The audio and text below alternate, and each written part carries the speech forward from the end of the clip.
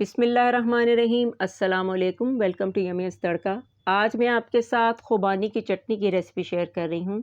इस मज़ेदार और स्पाइसी चटनी को बनाकर एयर टाइट बॉक्स में सेव कर लें और मुख्तलिफ़ स्नैक्स के साथ एज़ अ डिप के तौर पर इसे यूज़ करें।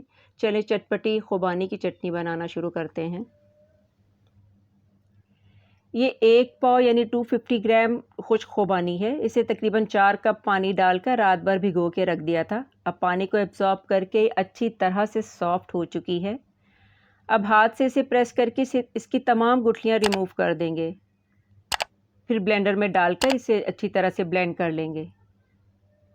तमाम सीड्स को हमने रिमूव कर दिया है। अब इसे पानी समेत ब्लेंडर में डालकर ब्लेंड कर लेंगे। अब एक पैन में इस ब्लेंड की हुई खुबानी को डालेंगे।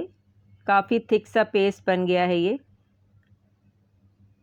साथ ही इसमें अब हाफ़ कप इमली का गाढ़ा पल्प डाल देंगे। यानी हाफ़ कप इमली को 1 से 2 घंटे पानी में भिगोकर इसका सिर्फ गाढ़ा पल्प हम यूज़ करेंगे। अब तकरीबन 1.5 कप इसमें हम पानी का शामिल कर देंगे और इसे मिक्स कर देंगे। साथ इसमें हाफ़ टी स्पून नमक का शामिल करेंगे,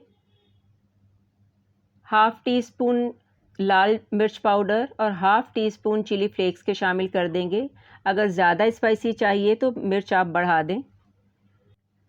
साथ ही इसमें 1/4 टीस्पून सौंठ का पाउडर डालेंगे और 1/4 टीस्पून ही काला नमक शामिल कर देंगे। अब इन तमाम मसालों को खुबानी के साथ अच्छी तरह से मिक्स कर देंगे। फ्लेम को मीडियम लो कर देंगे और इसे 15 मिनट तक हम कुक कर लेंगे। 15 मिनट के बाद अब इसमें 3/4 कप चीनी का शामिल कर देंगे। चीनी को भी अच्छी तरह से इसमें मिक्स कर देंगे। चीनी भी अब अपना पानी छोड़ेगी। अब इस पानी को भी हम ड्राई करेंगे। फ्लेम मीडियम है। चीनी का पानी ड्राई हो चुका है। अब इसमें हाफ़ टी स्पून काली मिर्च पाउडर डालेंगे। साथ ही 3 टेबलस्पून सिरके का शामिल कर देंगे और 2 से 3 पिंच जर्दे का कलर शामिल कर देंगे।